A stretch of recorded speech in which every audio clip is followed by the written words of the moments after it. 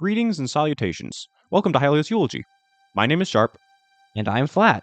Today, we will be discussing the timelines in The Legend of Zelda, giving you a rundown of how they work, and addressing why this is so important to The Legend of Zelda Tears of the Kingdom. We will begin with the explanation of what timelines are, as well as how they are created and what they mean for the series as a whole. Even if you already know how timelines work, we invite you to stick around and watch our explanation, so that you aren't confused when we delve deeper into the topic later. We have a picture of the Zelda timeline pulled up here. The line that extends from the top to the bottom represents events that happen in the series. The farther up the line you are, the farther you are in the past. And the farther down the line you are, the farther you are in the future. The timeline tells us when the games take place, and in what order, chronologically, they occur. This is not the order they were made. The first Zelda game is way down here on the timeline, while Skyward Sword, one of the most recent Zelda games, is at the very top. The timeline shows us which order the events of the games took place, not the release of the games themselves. Since every point on the line is a different event, then what does it mean when the timeline splits into 3 different lines? Well, each of these lines is called a branch. They're branching off of the original timeline and creating 3 distinct timelines that each have their own events and games. But what causes the timeline to split? Why is it here and nowhere else that the split occurs? The answer has to do with the events that take place in Ocarina of Time. The whole game revolves around the use of time travel, and when you alter events in the Zelda series by traveling through time, things start to get a little messy. Sharp, why don't you explain it? Of course. In Ocarina of Time, Link travels into the future where he pulls out the Master Sword from its pedestal. He ages 7 years, and then begins to alter events in the future in order to save it. When the game reaches its climax, the hero either wins against Ganon or he loses. If he loses, Ganon obtains the complete Triforce, but the sages then strike, sealing him within the Sacred Realm. Later, Ganon would try to escape, and the game where he attempts this is A Link to the Past. If Link wins, then Zelda sends him back to his original timeline, so he can lead his normal life. Link then embarks on a search for Navi, leading to Majora's Mask. In the future that Link left behind, there is no longer a hero, and when Ganon returns, the goddesses seal Hyrule beneath the sea, leading to the Wind Waker. As you can see, different outcomes and decisions that are made in Ocarina of Time create branches in the timeline. 3 different futures, all of which happen, but none of them are the same. That is why they are still timelines, but they are separate. They are all in the future of Ocarina of Time, running parallel to each other and experiencing much different events than the others. The reason that the timeline branches here when Link dies, but doesn't branch anywhere else, is this. When Link dies against Ganon in the final battle, the world does not end. Ganon does not win. The sages are all there, and they seal Ganon away. If you look, this cannot happen at the end of any other Zelda game.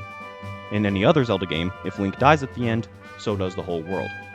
Ganon wins, and thus the timeline cannot branch there. The other 2 branches are because Link started to time travel. When he time traveled, he created an alternate future, which was followed by its own events after Link was victorious against Ganon. Because Ganon lost, that future was able to continue, but without the hero. Link had left that timeline, finally returning to the main timeline, and began to work towards his personal goals. When you time travel in the Legend of Zelda series, 3 things can happen, sometimes all at once. You will either change events in the past and alter your future without creating a branch in the timeline.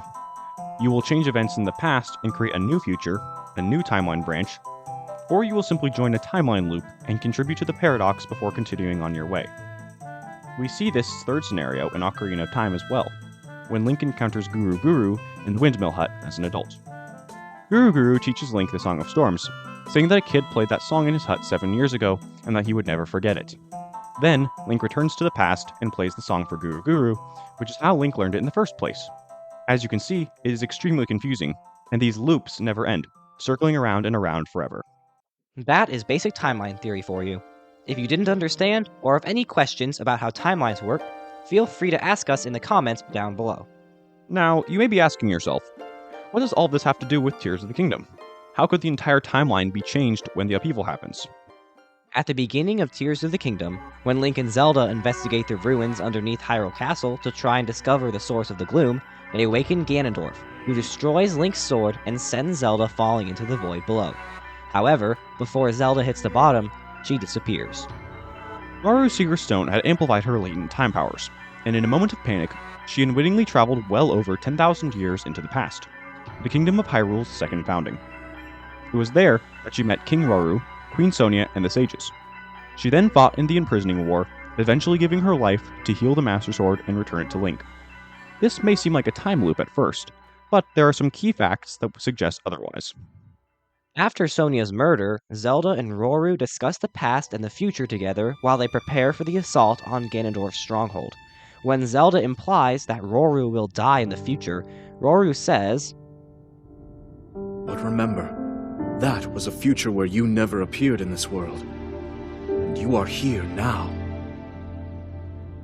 Zelda, I believe there is a reason you were sent to us. It has to mean something." He is saying, without a doubt, that Zelda changed the future when she went into the past. But how do we know he wasn't simply mistaken? Nothing changed when Zelda went into the past, right? Actually, many things changed. It was rather abrupt, and it happened right as Zelda went into the past. It was called the Upheaval. Think about it. Once Zelda goes into the past, sky islands and shrines inexplicably appear. Tulin is older, the Hudson family has a daughter, but Coco and Katla have barely aged at all. The Shikatek is mysteriously gone, with almost no evidence of its previous existence. Not only that, but people in Hyrule have forgotten all about the calamity, even though it had taken place a very short time ago. The only plausible explanation for all of this is that Breath of the Wild and the very beginning of Tears of the Kingdom take place in a different timeline than the majority of the second game. When Zelda travels into the past, it does change things. In fact, it completely alters the world as we know it.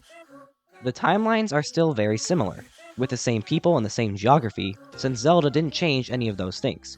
But she did allow the Zonai technology to persist to the present age, when she combined the Purapad technology with Mineru's, and the Zonai tech's existence meant there was never a need to create Sheikah technology.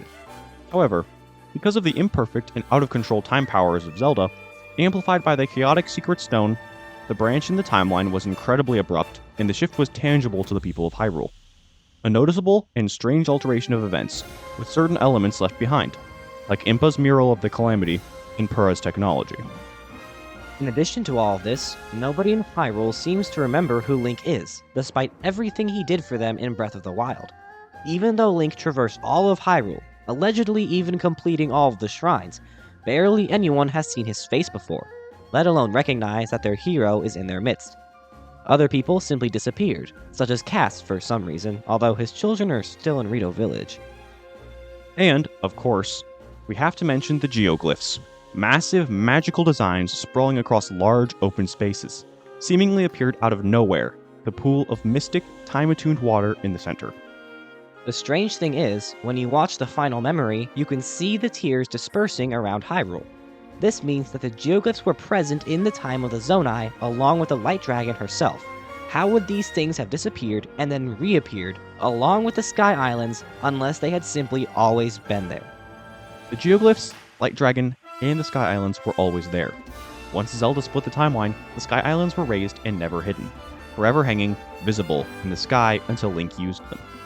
However, because the timeline jump was so abrupt, many of the inhabitants of Hyrule think that they only just appeared.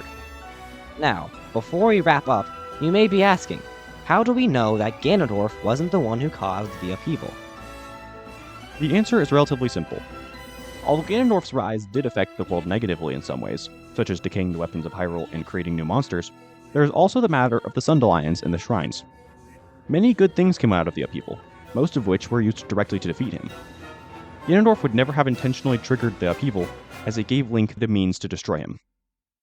One final question. What happened to the timeline of Breath of the Wild? For the sake of our argument, we will call the Breath of the Wild timeline the Sheikah timeline, and the Tears of the Kingdom timeline the Zonai timeline. In Ocarina of Time, once Link left the adult timeline, there was no longer a hero there. However, every other person in the adult timeline remained, such as Zelda and the sages. This took place in the upheaval as well, but with a twist. Instead of Link traveling back in time and no longer being in the Sheikah timeline, it is Zelda. Link is now in both timelines, but there is no Zelda in the Sheikah timeline. She's only in the Zonai timeline. This means that, while Link saves Hyrule in the Zonai timeline with the Light Dragon and a healed Master Sword, there is a Link in the Sheikah timeline, who has no Zonai technology, no Sky Islands, no geoglyphs, permanently damaged Master Sword, and no Zelda.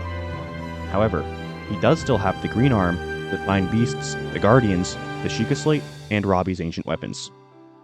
That may be a subject for another video, however.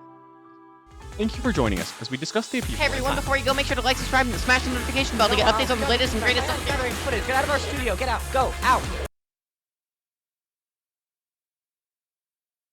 1,000 apologies. That was our brother Forte. Again. I could have sworn I locked the door to the recording booth. Sorry, everyone.